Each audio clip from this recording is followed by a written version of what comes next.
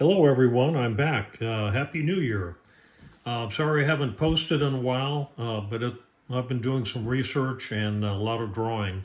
And I think I've come up with something that is interesting. And because of the characteristics of a magnetron, I think it would go really well in the bar and or the bar in quotations. Um, the magnetron uses a filament inside. They heat it up, and it emits electrons that spin around due to the shape of the anode. The It's an anode and a cathode, but it also has resonant cavities that act like a capacitor. And anyway, I've got this is one of the anodes, and I think we've seen this before. And there's another one, and here's one, and this one even has different sized cavities. So what I've done is I've designed some things, and this is an anode plate, and I've had a laser cut this, and it didn't really cut it very well. It doesn't like copper. Copper is really hard and bright, and it ends up discoloring it, and it's a little rough on it. So I'm looking at one possibly water jetting, and I'll show you the rest of my design here. But it acts similar to this in that this is made out of copper. It'll all be made out of copper. And what you do is you have that little cap, that little end piece that is screwed on to the core, and then when you have the other, it's on both sides, and then when you have your device built, you just slide it in, and then you tighten up a little screw to hold it in place, but that wouldn't even be necessary. So the whole thing that I'm thinking of is using a magnetron inside a motor stator would be too extreme. The temperatures would be too hot. And so what I thought of is maybe putting a coil in there.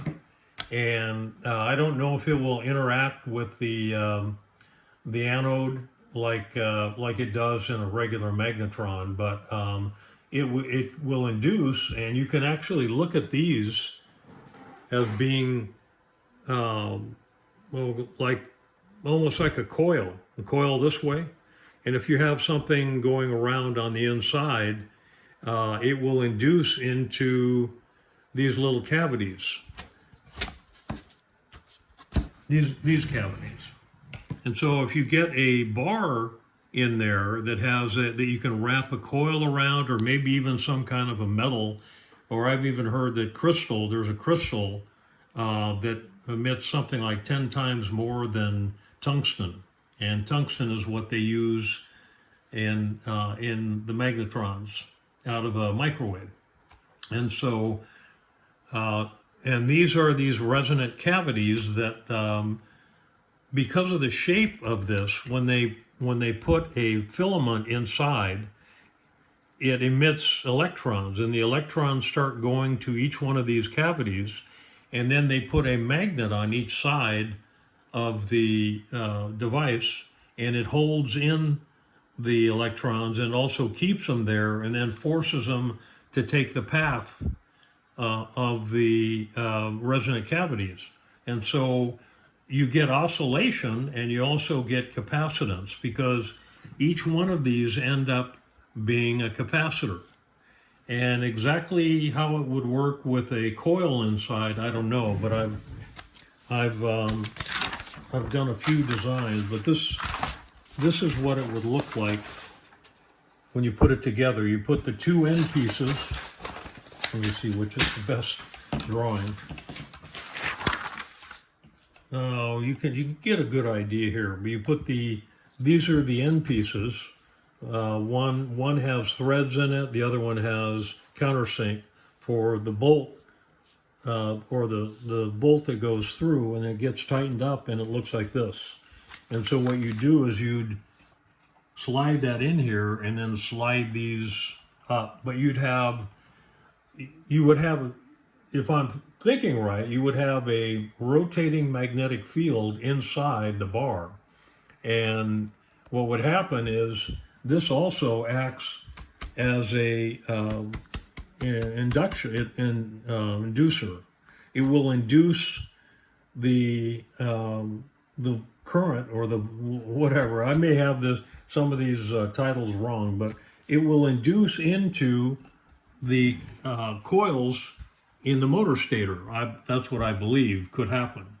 And how you start it, how you keep it going, I'm not sure, but it's very interesting to me. And so I've got a guy, my machinist is working on this. Now we're going to try and get it water jet, and I'm going to put, I've calculated roughly 28 pieces together, and there's a design to get the wire.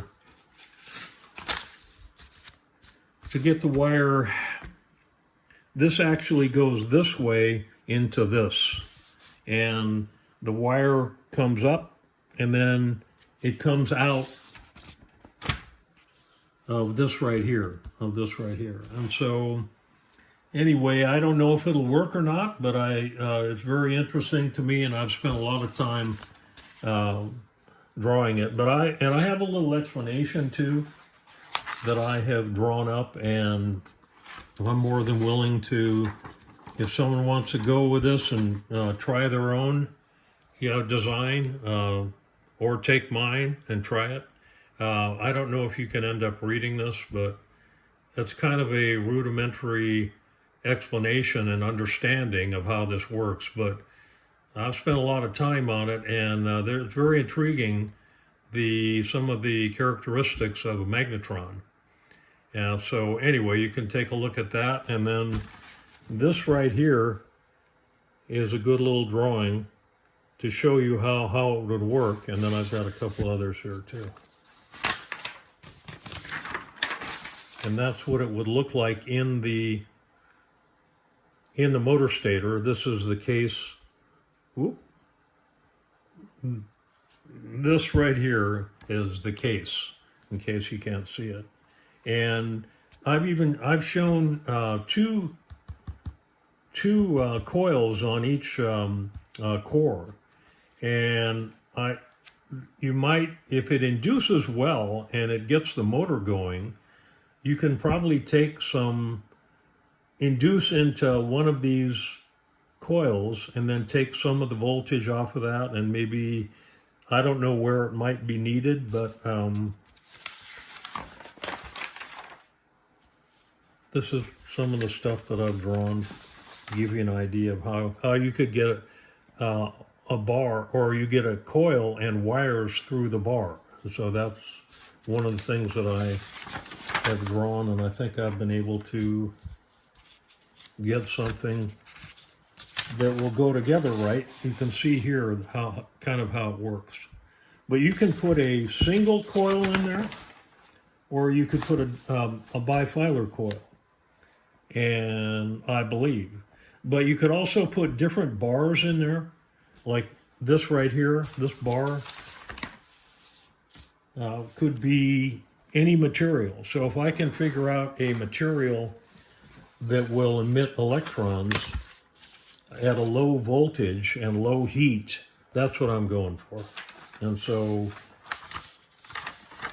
I'll take a good little shot of this for you. If anyone's interested, I hope you are. And feel free to run with it and use it if it works. And I haven't given up on this. So anyway, good luck, and we'll see what happens. I'll show you, my parts are being made right now, and it just takes forever to get stuff made. So anyway, I hope everyone is doing well, and I will talk to you soon. Thank you.